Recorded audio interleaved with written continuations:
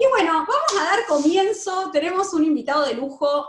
Hace más o menos 2 meses, gracias a Mirta Terenzano, hicimos contacto con Oscar para invitarlo a participar de este espacio y que nos venga a contar un poquito sobre lo que es uno de sus libros, el tercer libro.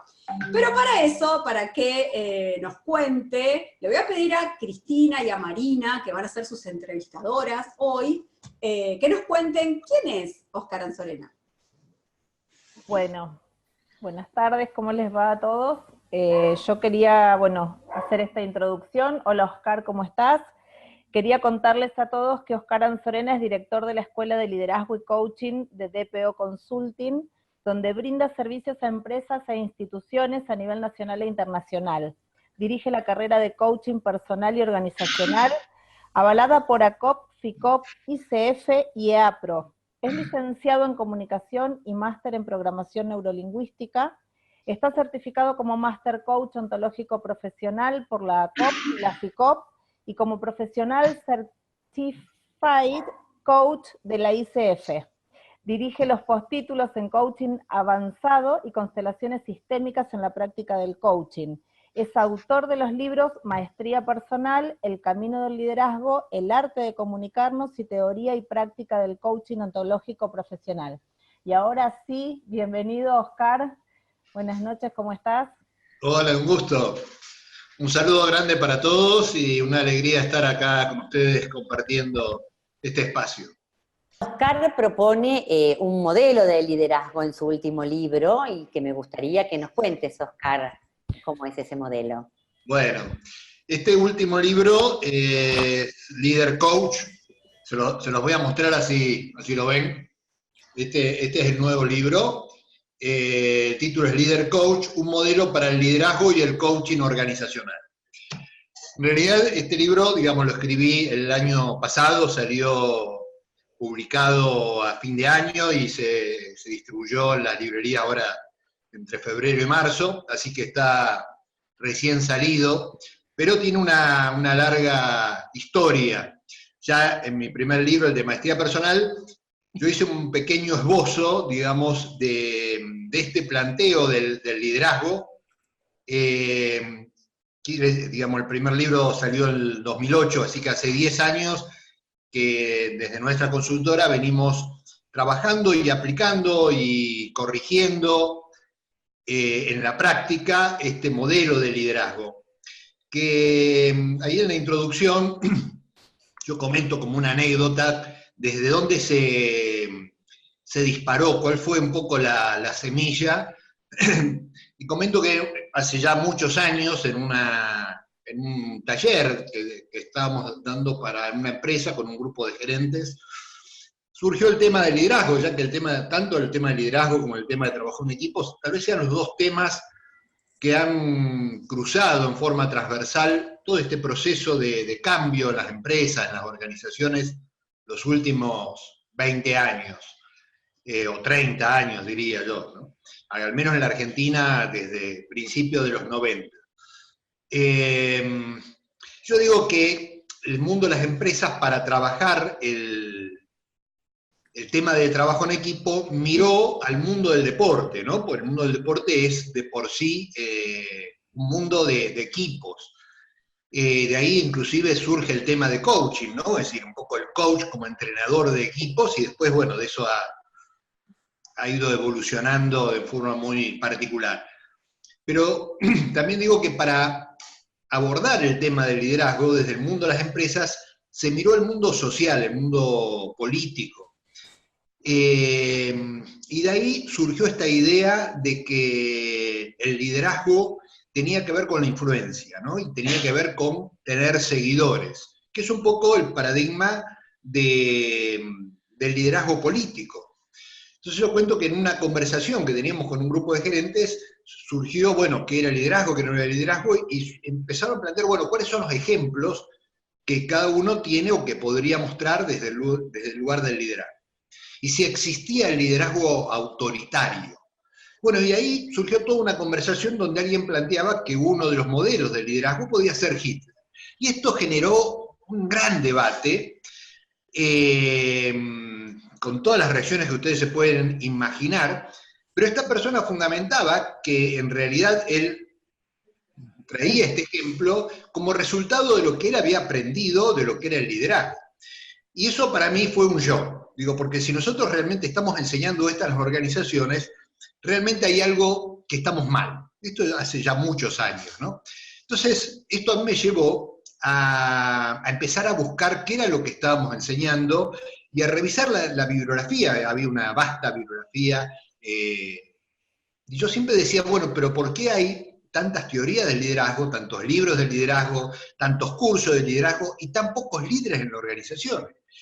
Y de esta revisión de toda la bibliografía, de lo que surgió para mí con mucha claridad, de que todas esas teorías tenían un común denominador, que era lo que yo llamé el paradigma de la influencia, que todos planteaban como, digamos, en común, más allá de todas las diferencias de las distintos tipos de teorías, algunos basados en los distintos estilos, otros en las formas personales, una diversidad muy grande, pero todos tenían en común que definían el liderazgo como aquel que ejercía influencia y tenía seguidores. Y yo creo que ahí había un tema que para mí me hacía ruido. ¿Por qué? Porque fíjense que lo que está ausente en esa definición es el tema de los valores. Es decir, que es ¿para qué hacemos lo que hacemos? ¿Para qué ejercemos influencia? Es decir, y ahí el tema de los fines justifican los medios estaría totalmente fundamentado. Entonces yo, digamos, pensé que lo que teníamos que armar, no un modelo distinto dentro del mismo paradigma, sino un paradigma diferente. Yo lo llamé el paradigma del desarrollo personal y organizacional. ¿Por qué?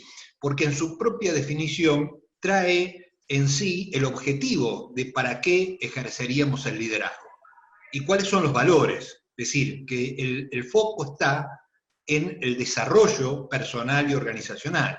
Es decir, que el que desarrolla la conducción desde el liderazgo implica no tener seguidores, sino comprometerse en desarrollar nuevos líderes, ¿no? Esto para mí ya es toda una definición y un paradigma diferente, ¿no? Si me dan 5 minutos, yo le hago un pequeño esbozo y después, si les parece, podemos conversar, hacer preguntas e intercambiar ideas. En principio, la primera distinción que haría es entre lo que llamamos, es decir, muchas veces confundimos función con rol, ¿no? Esta es una distinción que yo tomo de Pichon Rivière, y él plantea que la función es aquel lugar que ocupa cualquier persona en la organización, ¿no? Y como función tiene un espacio de poder y determinadas atribuciones, ¿no? Como una descripción de tareas que hay en cualquier organigrama. Ahora, esa misma función puede ser asumida desde distintos roles, y por ahí todos tenemos experiencias de tener un jefe con determinadas características, y se va esa persona, viene otra, y parecería que el puesto fuera totalmente distinto porque esa persona lo encarna desde un lugar diferente, desde un rol distinto. Y hay básicamente dos grandes roles que podríamos distinguir en la función de conducción. Un rol que tiene que ver con la gestión, con el management, con la administración, que cualquiera que conduce tiene que hacer, ¿no? Que es definir objetivos, administrar recursos, etcétera, etcétera. Y hay otro rol que es el rol que tiene que ver con la gestión del factor humano, ¿no? Es decir, y ese es el rol del liderazgo. Uno puede desarrollar la función de conducción exclusivamente desde el rol de administración, como un jefe tradicional, o puede a su vez sumarle el rol de liderazgo, que implica desde esta concepción por lo menos 5 grandes responsabilidades, ¿no? Que yo creo que estas acciones, estas conductas o estas responsabilidades se pueden aplicar a cualquier tipo de organización, digamos, haciendo las salvedades del caso, ¿no? Yo las menciono rápidamente. Una es el construir una visión compartida, la idea de la visión compartida, que es algo que planteó Peter Senge ya hace muchos años, es esta idea de ¿para qué hacemos lo que hacemos? ¿no? Es decir, él dice que visión responde a dos grandes preguntas: ¿qué vamos a construir juntos y cómo vamos a hacerlo? ¿No? Y el cómo vamos a hacerlo implica justamente los valores, implica de qué manera nos vamos a relacionar, qué tipo de vínculos vamos a construir, etcétera, etcétera, ¿no? Una segunda conducta, una segunda responsabilidad de conducir desde el liderazgo implica este tema de delegar poder y generar responsabilidad, ¿no? Es decir, generalmente uno cuando habla de delegar tareas, ¿no? Es decir, desde el paradigma, digamos, del mando-control, uno, el que conduce, delega tareas y controla. Y esto implica que la gente básicamente pierde mucha motividad, se siente controlada. Entonces, la idea, si uno construye una visión y comparte objetivos, puede delegar poder. ¿Para qué? Para que la gente se implique, tenga compromiso, ponga creatividad, genere iniciativas, etcétera, etcétera. Un tercer tema es este tema de generar sinergia y espíritu de equipo, ¿no? La sinergia es esta idea de que la suma de las partes, digamos, que el conjunto es más que la suma de las partes, ¿no? Y esto se logra cuando se logra construir un equipo que es muy, muy diferente a un grupo de trabajo, ¿no? Un equipo es como una instancia diferente, superior, donde la gente tiene un compromiso, donde puede coordinar tareas, donde puede coordinar distintos tipos de competencias, donde hay una emocionalidad de confianza, etcétera, etcétera. Una cuarta conducta está planteada como la predisposición emocional, ¿no? Nosotros como coach siempre planteamos que la emoción es una predisposición para la acción, ¿no? Y que según las emociones que tenemos, hay cosas que podemos hacer y cosas que no podemos hacer, y aún las que podemos hacer las hacemos de una determinada manera según la emoción que habitemos. Y esto es lo mismo para los equipos y para las organizaciones. No existe la no emoción en ningún equipo, en ninguna organización, ¿no? Cuando uno hace una encuesta de clima laboral, lo que está viendo es en qué tipo de emoción habita esa empresa, esa organización. Y es responsabilidad de quien lidera generar esa emocionalidad colectiva. Y una quinta conducta es que sí, efectivamente, esta está muy relacionada con el tema de coaching, que es el tema de facilitar, acompañar y facilitar el desarrollo de las potencialidades personales y organizacionales, ¿no? Y claramente para esta conducta, para esta responsabilidad, es absolutamente necesario incorporar las competencias de un coach. De ahí esta idea del líder coach. No de un coach profesional, digamos, como nos formamos nosotros, pero sí tener determinadas competencias que impliquen poder mirar, entender a la gente con la cual uno trabaja y agregarle valor, ¿no? De destrabar aquellas cosas que hacen que la gente muchas veces esté trabada, ¿no? Es decir, yo hace muchos años, uno de mis maestros, que es Rafael Echeverría, decía, el coach trabaja ahí donde se nos traba el serrucho, ¿no? Es decir, como una metáfora, ¿no? Es decir, vieron que todos, en cualquier momento de la vida que estemos, en cualquier momento del desarrollo personal o profesional, siempre hay algo que por distintas razones se nos traba, por temas emocionales, por creencias, por lo que sea. Entonces, él decía eso, el coach es alguien que ayuda a las personas a lograr destrabar eso para que puedan avanzar. Y yo creo que aquel que lidera tiene que incorporar esas competencias para justamente ayudar a las personas que se puedan desarrollar tanto a nivel personal como a nivel profesional, ¿no? Esto sería como una brevísima síntesis de cuál es el enfoque, de cuál es el modelo que yo propongo desde este concepto de líder coach. ¿Qué crees que le aporta la mirada sistémica a las organizaciones? A ver, yo creo que de Peter Senge en adelante, que salió de ese libro famoso de la quinta disciplina en los años 90, él estuvo acá en el año 93 con Freddy Cosma, yo tuve la suerte de hacer una formación con él. Yo creo que a partir de ese momento, nadie que trabaje en las organizaciones o quiera insertarse en el mundo de las empresas, de las organizaciones, no puede no tener una mirada sistémica, ¿no? con todo lo que eso implica, es decir, el pensamiento sistémico es muchísimo más complejo de lo que por ahí nosotros les enseñamos en las escuelas, porque por ahí le damos algunos tips del tema sistémico a los que se forman como coach, pero yo creo que ahí, digamos, el mundo sistémico es un pensamiento muy complejo, inclusive que justamente para dar cuenta de esa complejidad han tenido que desarrollar inclusive conceptos y palabras como retroalimentación, como, bueno, distintas cosas, es decir, porque implica toda una mirada muy diferente a la cual hemos sido formados todos nosotros en este mundo occidental, que es el pensamiento lineal, ¿no? El pensamiento causa-efecto, el pensamiento más lógico, secuencial, diría, ¿no? Pero para pensar en las organizaciones hace falta pensar en sistemas, mirar. ¿Por qué? Vos fíjate que nosotros como coach lo que hablamos es del observador, qué tipo de observador estamos siendo. Entonces, hacemos foco en la persona, en lo personal. Cuando vos mirás un equipo, cuando mirás en organizaciones, lo que hay que mirar no solamente a la persona, sino lo interpersonal, ¿no? Es decir, en los vínculos, de cómo se va armando esa trama de vínculos, donde cada uno, si bien tiene una forma de ser, despliega esa forma de ser de una manera muy particular de acuerdo al sistema en el cual esté interactuando. Bien. Bueno, muchas gracias. Acá tenemos una pregunta de Mariano que te está preguntando, ¿cuál crees que es el valor que conduce al líder coach a ser sustentable? ¿Cuál es el valor? Mirá, yo creo que lo primero que te diría es que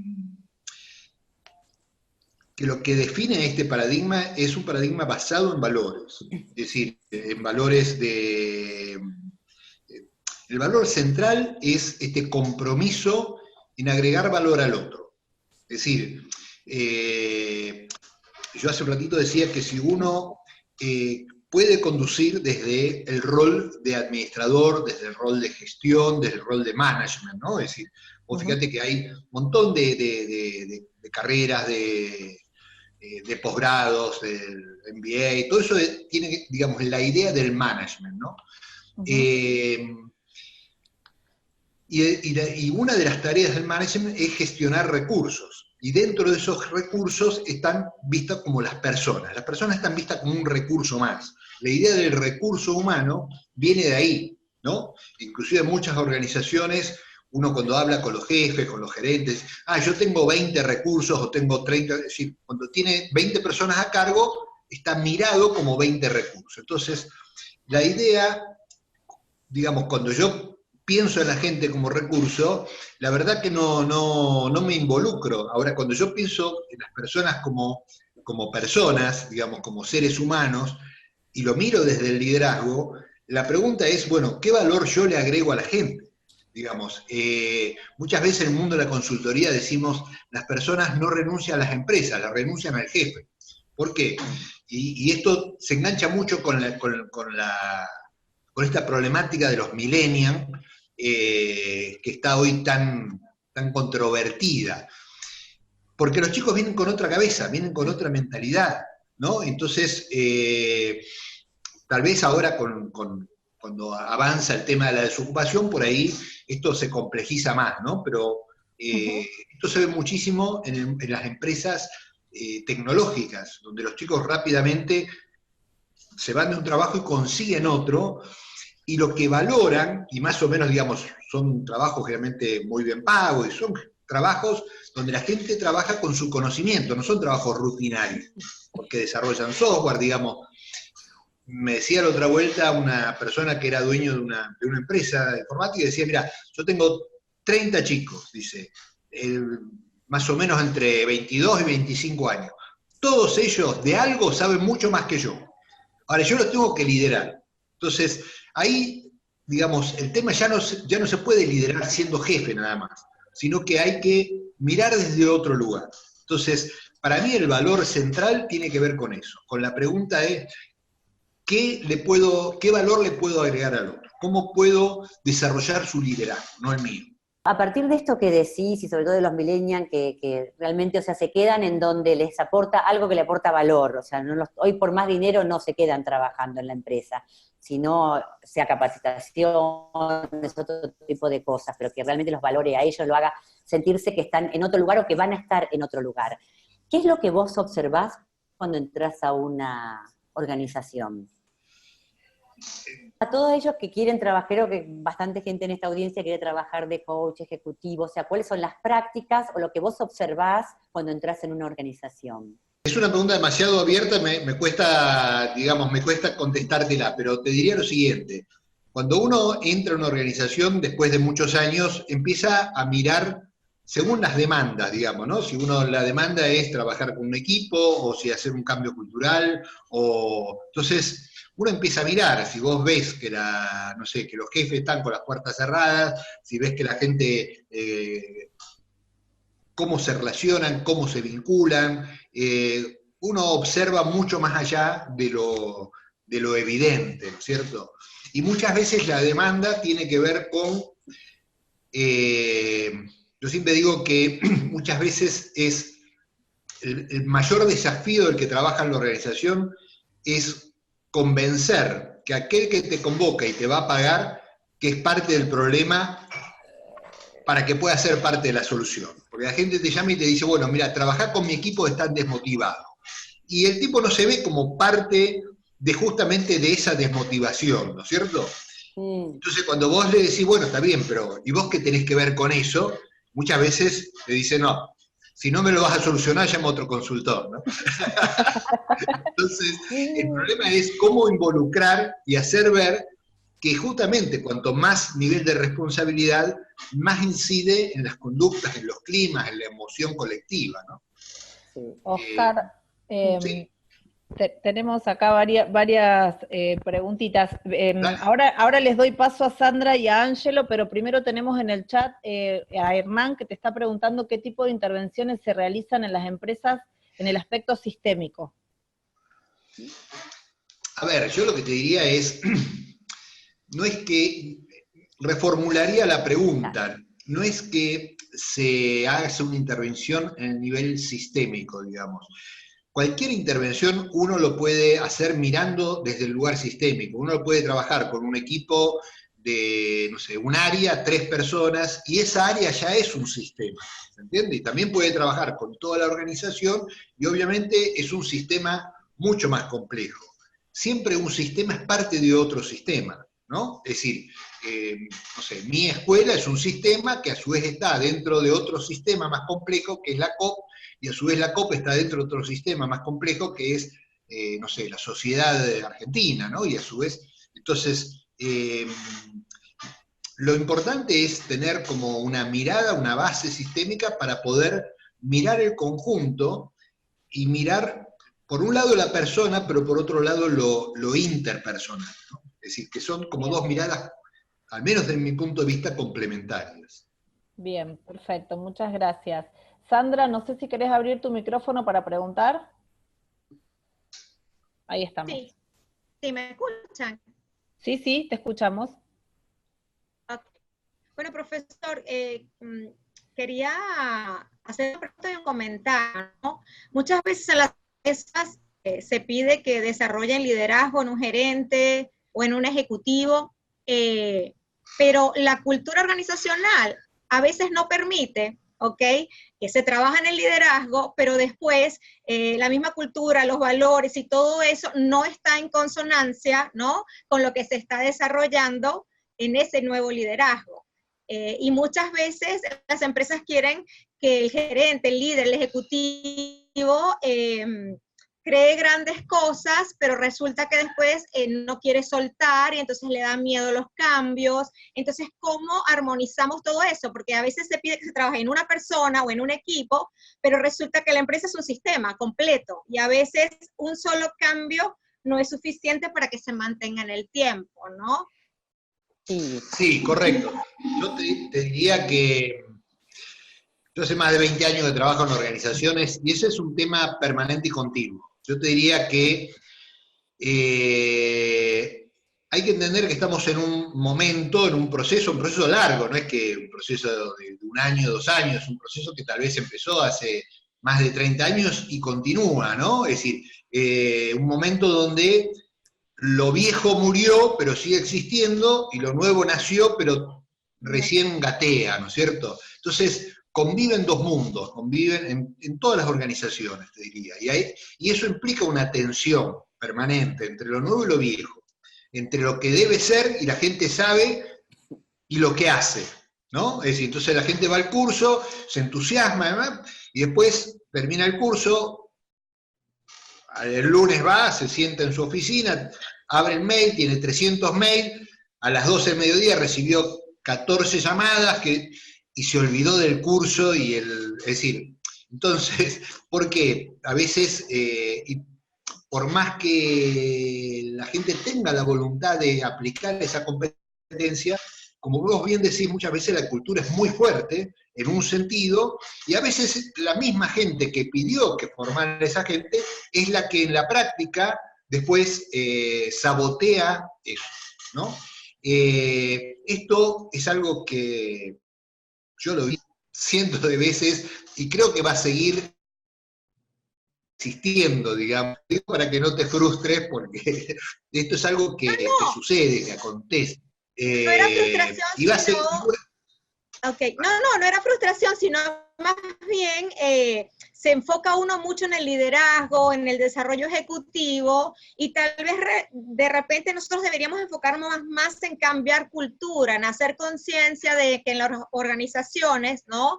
Si no se mira la cultura y se empiezan a hacer nuevas prácticas y maneras nuevas de hacer, pues los resultados no van a ser los mismos. O sea, ¿desde dónde podríamos nosotros abordar ese aspecto para que la gente realmente tome conciencia? Sí. Desde su experiencia, por supuesto. Mirá, había una terapeuta, que fue una de las primeras terapeutas sistémicas, llamada Virginia Satir, ya por los años 60, que decía, el cambio es una puerta que tiene el picaporte del lado de adentro.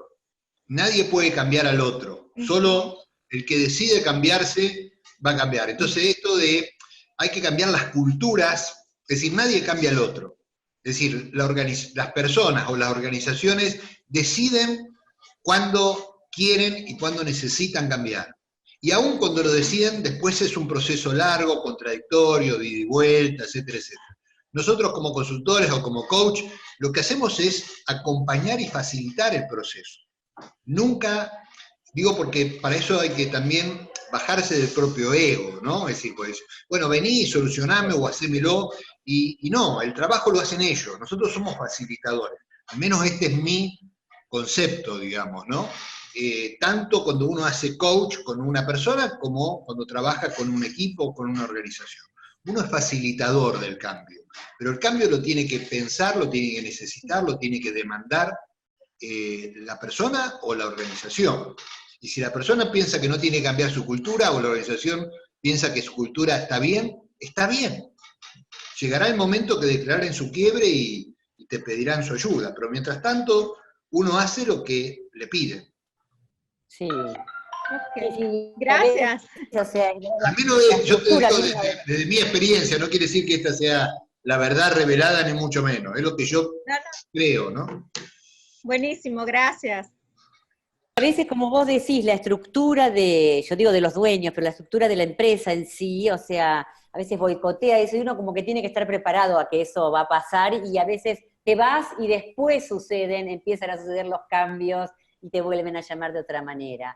A mí el enfoque que vos ponés en el libro Líder Coach me parece, o sea, realmente fascinante porque abarca, digamos, todo, ¿no? Ajá. Oscar, está Ángelo que te quería hacer una preguntita. ¿Qué tal? Buenas tardes. De la poca experiencia que he adquirido en esto, yo he empezado a liderar un grupo de docentes, es otro ámbito dentro de la organización, de un instituto privado. Yo opté por una experiencia vieja que tuve, alguna vez trabajé en privado, en lo que era Tarjeta Naranja, teníamos los círculos de calidad, que era una reunión al mes. Ajá. Lo implemento acá. ¿Y qué es lo que busco yo en los docentes? Primero, escuchar sus opiniones e ir armando una dinámica o un objetivo en común para que ellos vuelquen en el alumno no tanta teoría, sino más incorporar el cuerpo y la emoción. Pero bueno, hay meses que son muy activas las reuniones, otras veces se me caen, y en donde siento que yo por ahí todavía me falta un poco en despertar el interés que hay el docente, como propiamente él tiene su estructura, digamos, acá estoy en Argentina, el docente todavía está muy alejado, no sé por qué, en su mayoría, de incorporar la emocionalidad y el cuerpo en la enseñanza. Es la teoría, volcar información, y uno se da cuenta en los alumnos porque empiezan a faltar a clase, no les llama la atención, y yo he logrado ahora, por ejemplo, en materias como historia, cambiar el concepto en el docente. Me está costando, estoy trabajando hace medio año con este docente, por ejemplo, ha logrado cambiar la forma de enseñar a dinámicas, y hoy en día es la materia en que no falta ninguno. Pero el desafío mío está en cómo llevar todo un año, mes a mes, juntándonos sin que pierda el entusiasmo el docente. O sea, siento que todavía hay un abismo grande entre lo que yo quiero transmitir hacia el docente y lo que ellos quizás no están viendo, que yo quiero mostrar o hacerles ver. ¿Hay algo ahí, no sé, en tu experiencia, qué me recomiendas? Yo te diría que eso tiene que ver con la primera conducta que yo mencionaba del liderazgo, que es construir una visión compartida. Es decir, porque lo que vos decís, bueno, cómo doy historia, cómo trabajo con la emoción, cómo trabajo con el cuerpo, es decir, ya son cómo. En cambio, si vos podés lograr, digamos, transmitir esta visión que vos tenés, cuál es tu propósito, hacia dónde van, qué tipo de enseñanza, qué tipo de seres humanos vos querés desarrollar en el ámbito escolar, qué valores querés transmitir. Es decir, si se ponen de acuerdo con esa visión, y después la podés traducir en objetivos, decir, bueno, ¿cuál va a ser el objetivo de este año? ¿Bien? ¿Y cuál va a ser el del año que viene? Y después que cada uno, es decir, ahí, si vos, digamos, lográs generar esta visión compartida, estos valores compartidos, definir objetivos, después podés decirle, bueno, muchachos, a ver, vos que sos en historia, vos que sos, es decir, traeme propuestas, no que vos se las des, sino que surjan de esa persona. Y a eso yo decía, delegar poder, porque una vez que vos construiste una visión, una vez que hay un propósito en común, una vez que comparten valores, una vez que definieron objetivos en común, bueno, cada uno se puede apropiar, a su vez, no que vos le digas, porque si vos le decís, también puede ser que la persona entre en contradicción, ¿no? Con lo que él supo, con lo que él piensa, etcétera, etcétera, sino que traiga una propuesta y sobre eso vos podés trabajar y acompañar para que pueda, y seguramente te vas a encontrar con gratas sorpresas. Hay que confiar en las personas. Sí, Perfecto. realmente está súper interesante hablar con Oscar. Creo que podríamos estar todo el webinar hablando con él porque es muy rico, pero lamentablemente el tiempo es tirano y bueno, le damos la palabra, o sea, que a Guillermo tenía una pregunta para Oscar y ahí cerramos la parte con Oscar. No se enojen, pero habrá que invitarlo otra vez, me parece. ¿De dónde sos, Guillermo? De Mendoza. Estoy a cargo del CAS en la delegación de Mendoza de la COP. Y quería compartirle una pregunta a Oscar. Hola, Oscar, buenas noches. ¿Qué tal? Un gusto. ¿Cómo andás, Guillermo? Oscar. Ok, muy bien. Si bien yo hago capacitación para docentes desde el coaching, mi inquietud es que tomen, porque una cosa es ser un docente con distinciones de coaching y otra cosa es que se tomen en una línea muy divisoria, muy fina, de hacerse coaches, sin ningún tipo de certificación. Es decir, quería compartirte esta inquietud porque puede, no sé, no me atrevo a aventurar, pero no correr el riesgo de que personas con alguna distinción de coaching se sientan coaches, y eso es lo que me genera algún tipo de ruido. Gracias. Sí, yo te diría que sería el mismo ejemplo que yo estoy poniendo para el tema del liderazgo, ¿no? Yo digo, una cosa es ser coach profesional y otra cosa es tener competencias de coach desde el liderazgo. Es decir, vos lo que estás diciendo es decir, bueno, desde la función de docente, incorporar determinadas competencias del coaching, pero la persona no es un coach, sino que es un docente con competencias de coach. Yo estoy seguro que esto es muy importante porque son esas competencias, esas distinciones, las que le permiten a las personas, digamos, tanto desde la función de liderazgo como la función de docente, pararse de una manera distinta frente al otro, escucharlo de forma diferente, establecer otro tipo de vínculos. Yo te digo, mirá, yo fui docente universitario, instructor en empresas y consultor organizacional muchísimos años antes de que hubiera escuchado la palabra coaching. Digamos, yo la escuché por primera vez en el año 2000, ya hacía más de 10 años que trabajaba en el mundo de las empresas. Ahora, formarme como coach me cambió totalmente mi manera de pararme como docente universitario, como instructor en las empresas y como consultor también. ¿Por qué? Porque evidentemente es un paradigma distinto. Es decir, por ejemplo, te voy a dar un ejemplo, esta idea del docente que tiene el saber y que es unilateral y el otro, uno sabe y el otro no sabe, y entonces le tiene que meter información en la cabeza, a un paradigma de que el docente es un facilitador del desarrollo y del conocimiento colectivo, son dos formas de pararse frente a un grupo totalmente diferentes. Entonces yo estoy absolutamente seguro de que un docente con determinadas competencias puede agregarle mucho valor a las personas. Bueno, Oscar, muchísimas gracias por toda la puesta en escena que tuvimos hoy contigo. Gracias a ustedes por la invitación, la verdad que ha sido un gusto, una alegría compartir con todos ustedes y bueno, a disposición, la vez que quieran, la continuamos, no hay ningún problema.